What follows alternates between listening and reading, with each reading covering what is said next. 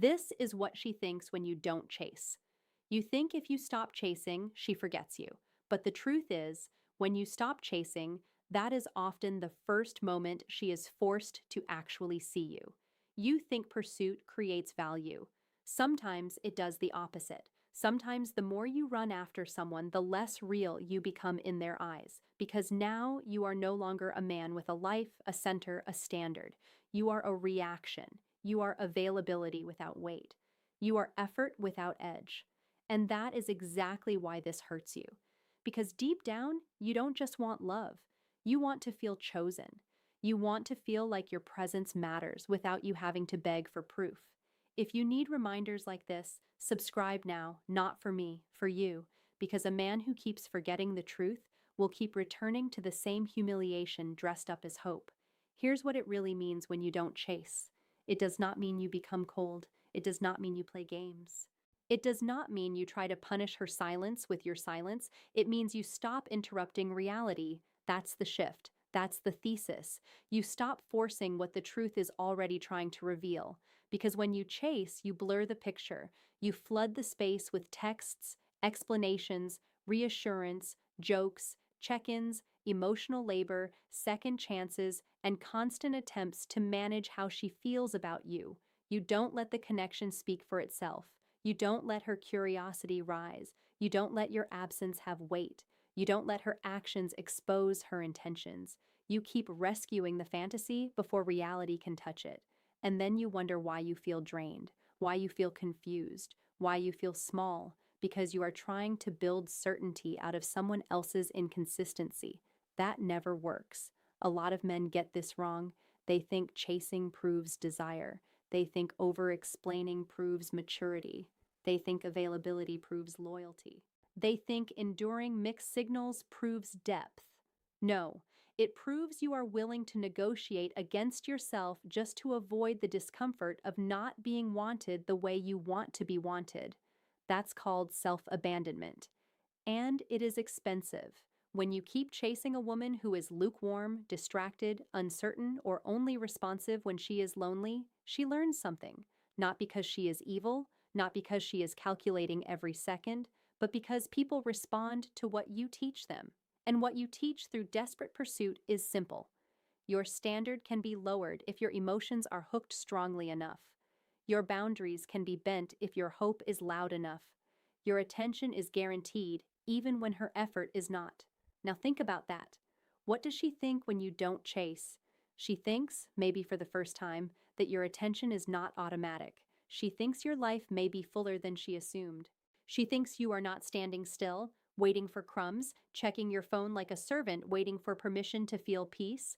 She thinks there is a line inside you. She thinks there is a center you return to. She thinks, consciously or not, this man is not trying to buy connection with obedience, and if she has any maturity, any emotional intelligence, any honesty in her at all, she also thinks something else.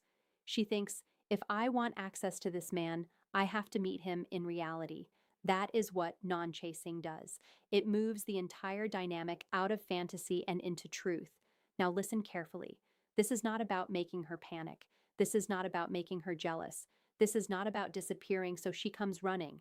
If that is your motive, you are still chasing, just in reverse. You are still orbiting her. You are still making her the center, except now you are calling your strategy discipline. That's not discipline. That's disguised dependence. Real restraint is different.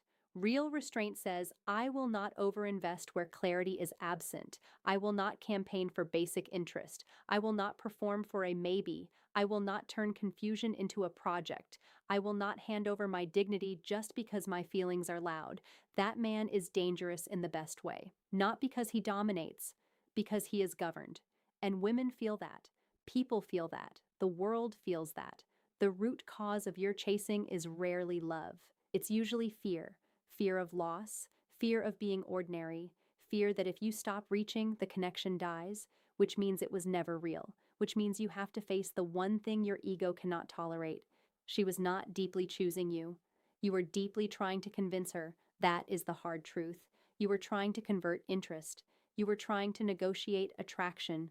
You were trying to earn what should have been given freely. And the reason you kept doing it is because uncertainty can become addictive. One warm reply, one good night, one deep conversation, one late night confession, one sudden moment of tenderness, and your mind says, there it is, proof. Proof that this can become what I want. So you ignore the distance, you ignore the inconsistency, you ignore the lack of initiative, you ignore the way you always seem to be the one carrying the emotional weight. You stop reading patterns and start worshiping moments. That's called living on emotional credit. And the bill always arrives. It costs your focus, it costs your energy, it costs your training, your work, your sleep, your discipline, your peace. It costs the sharpness in your voice. It costs the steadiness in your mind. It costs the respect you feel when you look in the mirror. Because no matter how well you rationalize it, some part of you always knows when you are overextending for someone who is under-delivering. That is why this isn't really about her. It's about the contract you keep signing against yourself. So let's reframe it. When you don't chase, you are not losing your shot. You are protecting your vision. When you don't chase, you are not being distant. You are being discerning. When you don't chase, you are not withholding love. You are withholding access until there is mutuality. When you don't chase, you are not becoming less attractive. You are becoming more truthful. And truth has weight, because the man who chases constantly says, please see my value. But the man who stands still says, my value does not increase because you noticed it. That changes everything. Picture the man who understands this. He does not move with panic. He does not send paragraphs to repair what was never solid. He does not confuse chemistry with commitment. He does not call chaos passion. He does not chase closure from people who offered confusion. He does not collapse because one person failed to recognize what he brings. He is grounded. He is clean in his energy. He is warm but not needy, clear but not controlling, open but not cheap. He knows how to care without crawling. He knows how to desire without dissolving. He knows how to walk away without hatred. That is the man. He has boundaries, not walls, purpose, not posturing, self-respect, not ego theater.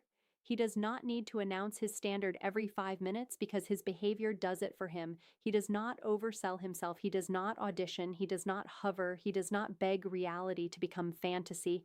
And because of that, when he speaks, it lands. When he leaves, it registers. When he loves, it means something. Why? Because he is not trying to get chosen by abandoning himself first. You need to become that man, not someday, now. So do this. Stop sending the extra message after the unanswered one. Stop explaining your worth to people committed to misunderstanding you. Stop checking whether she viewed it, liked it, responded to it, hinted at it, almost said it, maybe meant it. Stop building entire futures out of half signals. Stop feeding a bond that only survives when you keep carrying it on your back. Redirect, return to your body, train, return to your mission, work, return to your standards, clarify, return to your circle, strengthen it, return to silence, not as punishment, but as detox. Let your nervous system come off the drug of intermittent attention. Let your mind clear. Let the performance die. Let the truth breathe. Then watch what becomes obvious.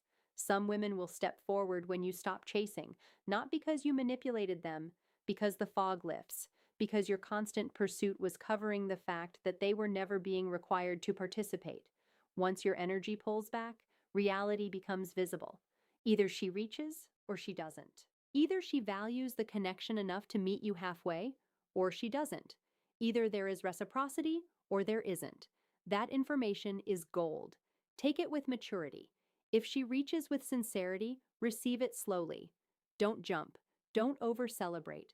Don't act like one message erases a history of confusion.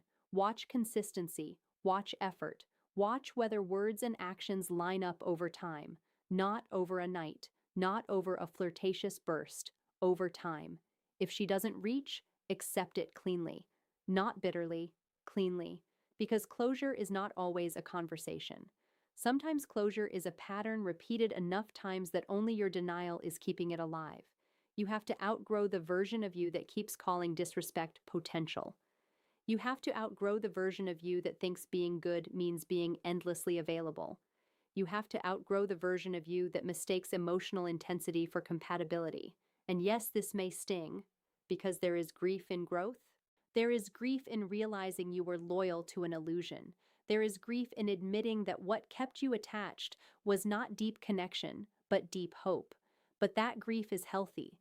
That grief is purifying. That grief returns you to yourself. Better that pain than the slow corrosion of staying where you are tolerated, used for attention, or kept in emotional rotation. Understand this clearly. A woman who genuinely values you does not need to be hunted into clarity. She does not need your constant pressure to remember your existence. She does not need endless reminders that you care. Interest may have different personalities. Some people are shy, some are cautious, some move slower. Fine. But real interest still moves. Real interest still leans in. Real interest still tries. It may not look dramatic, but it is present. Presence versus absence. Consistency versus confusion. Reality versus fantasy. Choose reality. And if reality disappoints you, good. Now you can build on truth instead of wasting another year decorating lies. This is where your power comes back, not in making her miss you, in making yourself available to a better standard, not in becoming harder to get, in becoming harder to reduce, not in winning the person who withheld, in refusing to become less of a man just to stay in the game. You want to know what she thinks when you don't chase? If she is used to attention, she may think you lost interest. If she is curious, she may think there is more to you than she realized. If she is immature, she may test the silence. If she is sincere, she may step closer. If she never cared, she may drift. Good. Let all of that happen. Because for once, the truth is doing the sorting instead of your fear doing the bargaining. You don't need every woman to understand you. You don't need every connection to continue. You don't need to be unforgettable to someone committed to inconsistency. You need self-command. You need standards that do not melt under desire. You need the discipline to let people reveal whether they are aligned with your life or merely flattering your loneliness. That is the shift from boyhood to manhood. The boy asks, "How do I make her choose me?" The man asks, "Does this connection deserve access to me?" That question alone will save you years. So the next time you feel the urge to chase, pause, feel the impulse. Don't obey it. Ask yourself, am I responding to love or reacting to fear? Am I seeking connection or escaping uncertainty? Am I expressing genuine interest or am I trying to control an outcome because my ego cannot sit still? Then choose the higher move. Breathe, put the phone down, go train, go build, go read, go work. Go make your life so structurally solid that no person's inconsistency can throw your identity into chaos. That is self-respect in motion. And once you live like that, something powerful happens. You stop being seduced by almost. You stop chasing signals. You stop mistaking access for intimacy. You stop handing out premium loyalty to people giving you budget effort. Your standards rise. Your energy cleans up. Your eyes sharpen. Your speech slows down. Your life gets quieter, but stronger. And from that place, if love comes, it meets a man. Not a void, not a performer, not a wounded negotiator trying to get his needs met through overgiving. A man. That is who you are becoming. So no, when you don't chase, you are not disappearing. You are appearing, fully, cleanly, without begging, without pretending, without shrinking your dignity to fit someone else's uncertainty. You are the answer you kept trying to get from other people.